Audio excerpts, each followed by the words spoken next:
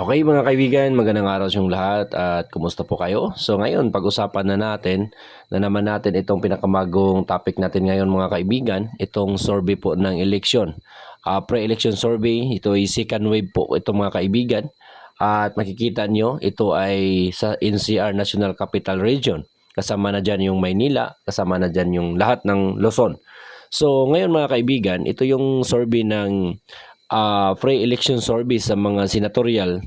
So sa lahat ng mga tumakbo bilang isang senador mga kaibigan na napahalal bilang isang senador, so nakikita natin dito na ito pong survey na to na ang pinaka number 1 po mga kaibigan sa NCR, malakas po ito si Erwin Tolpo.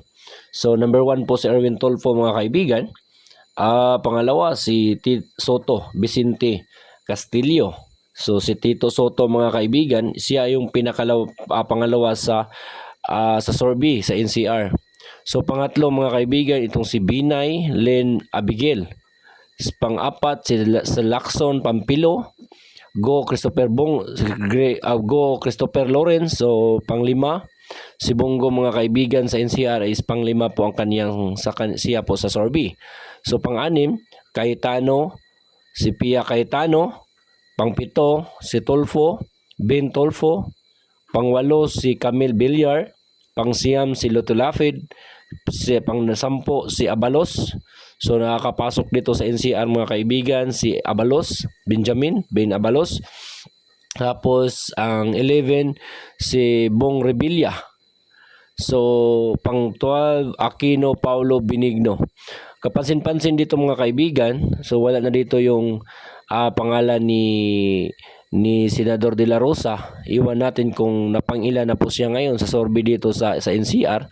So tingnan natin sa 13 si Manny Pacquiao. So sa NCR malapit nang nakapasok si Manny Pacquiao po mga kaibigan sa pang 13. So pang 12, so pang 14 itong si Marcos Maria Imelda. So kaya nga humihirit itong si Amy Marcos mga kaibigan sa hearing ni President Duterte nung siya ay ang tungkol po sa pagdakip ni President Duterte. Humihirit po siya dahil nakikita niya ngayon mga kaibigan na mas marami siguro ang sa nakikita sa survey niya, mas marami ang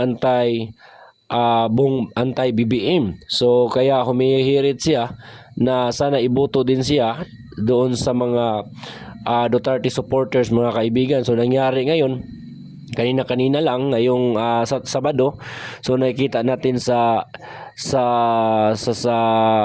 rally ni BBM mga kaibigan, tinanggal na po siya doon kay BBM at saka 11 senador na lang po ang inendorso ni BBM. So tinanggal siya sa line-up sa alyansa po ni BBM mga kaibigan. So ngayon si Amy Marcos is pang 14 po siya. Pang 15 itong si De La Rosa, si Senador Bato mga kaibigan. So pang 16 si Willie Revillame. Pang 17 Tolentino Frances. So pang 18 Pangilinan. Pang 19 Honasan Gringo. Pang 20 Busita. Pang 21 Willie Ong. Pang 22 Marcolita. Itong si Marcolita mga kaibigan, pang 22 na po siya. So 23 si Philip Salvador. So makikita natin na iba yung mga hirit ni Philip Salvador sa kaniyang mga campaign rally mga kaibigan. Pero ngayon pang 23 pala si Philip Salvador. So 24 si Jimmy Bundok. James Bundok mga kaibigan, Patrick. So yan, hanggang 24 lang po tayo mga kaibigan itong sa survey natin sa DZRH sa NCR National Capital Region. So sa sunod na survey mga kaibigan, mayroon tayong tiningnan dito na survey sa ano po ito sa Pulse Asia. So tingnan natin dito mga kaibigan ang survey ng Pulse Asia. Yung number 1 si Bongo. So yung kanina pang-6 si Bongo, pang-5. So ngayon number 1 po siya sa Pulse Asia mga kaibigan. Susunod si Tolpo Erwin, si Tito Soto, si Bong Revilla, pang-4, pang-5 si De La Rosa. Sa Pulse Asia mga kaibigan, sa survey ay pang-5 si De La Rosa, si Willie Revillame, si Ben Tolpo, Manny Pacquiao, Lito Lapid, Binay, Cayetano, Villar, Lacson. So kung makikita natin dito mga kaibigan sa survey dito na mayroong tatlong hindi alyansa, hindi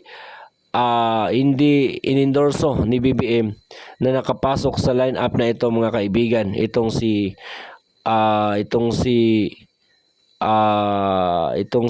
Bongo, si De La Rosa at saka si Rebillame.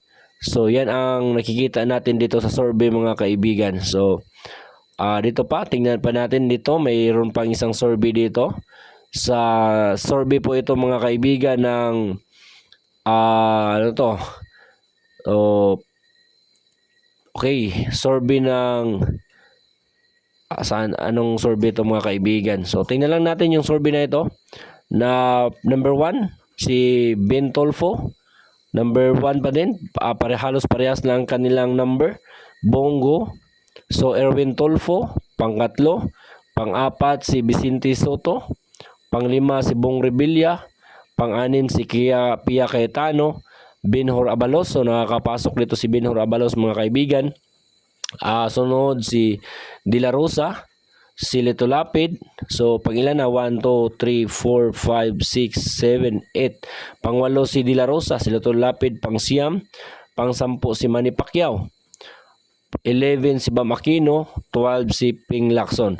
So si Willie Rebillame mga kaibigan pang-13, Abibina at saka Kiko Pangilinan. So medyo malayo na po mga kaibigan, at kahit sa ang survey po dito, hindi natin makikita si Kibuloy. Mas mabuti pa si Leo Didi Guzman, kaya nauna pa po siya kay Kibuloy mga kaibigan. So tingnan natin pang-ilan si Kibuloy. So hindi na nakalagay dito mga kaibigan si Kibuloy kung pang-ilan si Pastor Kibuloy. So ito pa mga kaibigan, mayroon pang survey dito sa ginawa ng ArcLight Senatorial Preferences Survey. So sa kanilang survey mga kaibigan, top 1 daw itong si Bongo. So top 2 si De La Rosa, top 3 si Kibuloy, top 4 si Marcolita, top 5 si Bundok. Ewan ko lang kung saan to sila nag-survey dito mga kaibigan. Sabi nila. So with almost 2 million followers daw ang kanilang tinanong.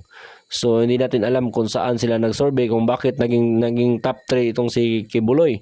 Kahit sa tinignan natin sa lahat ng mga survey, so wala tayong makikita na Kibuloy doon at saka Marcolita at saka Jimmy Bundok. So siguro naman top si Bongo at saka si De La Rosa, Senador Bato. So considered natin yan na talagang sasama yan sa top 12.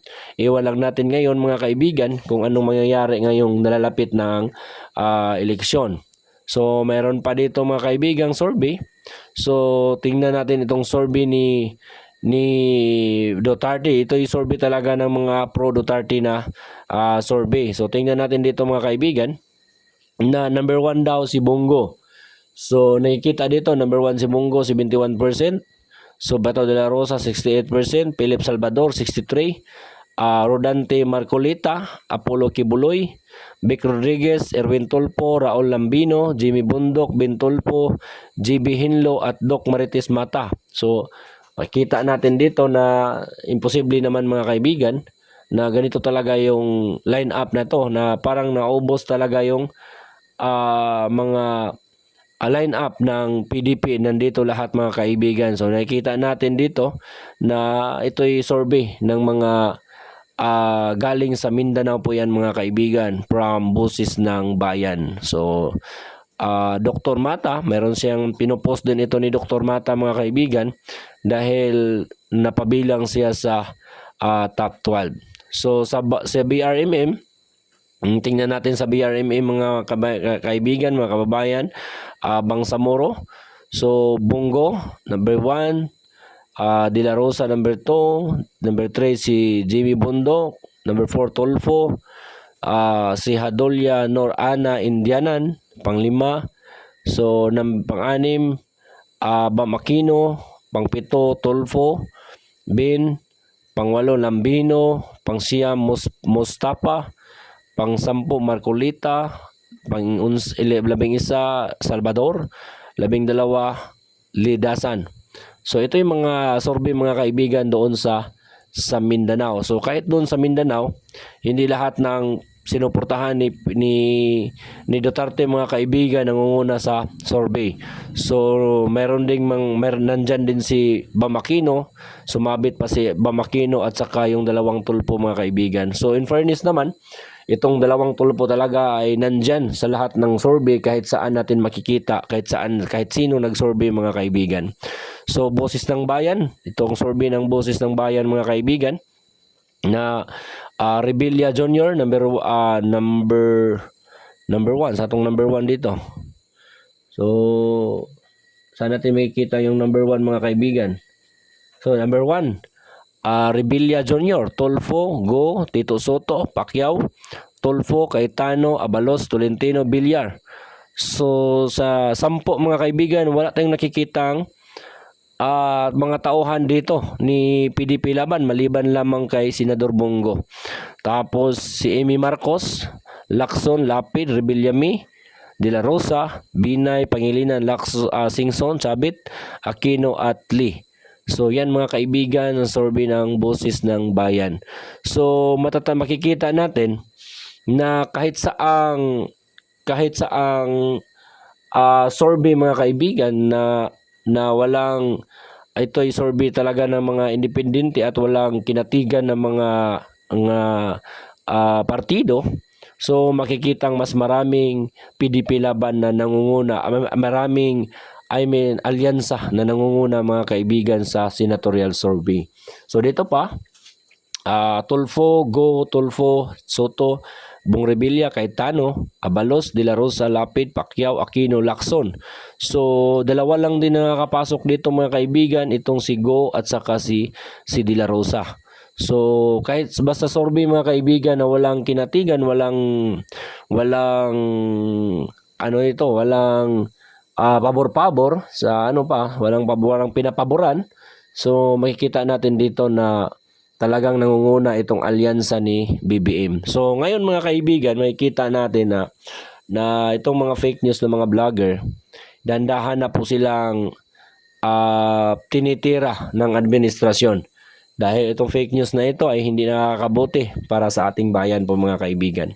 Ano ba itong fake news? Itong mga vlogger na nagpapakalat ng maling impormasyon tungkol sa mga sinasabi ng mga politiko sa bansa natin. Tungkol sa mga sinasabi ni President BBM na mas maganda daw na illegal itong droga. So yan ang kadahilanan na naaresto itong vlogger galing sa Cebu City. So ngayon mga kaibigan na magmasid po tayo at dapat alam natin kung ano yung fake news, ano yung tama. So magandang gabi sa inyong lahat, magandang araw sa inyong lahat mga kaibigan. Don't forget to subscribe po sa channel at paki-comment na naman po kung ano ang saloobin nyo. Shalom po sa inyong lahat.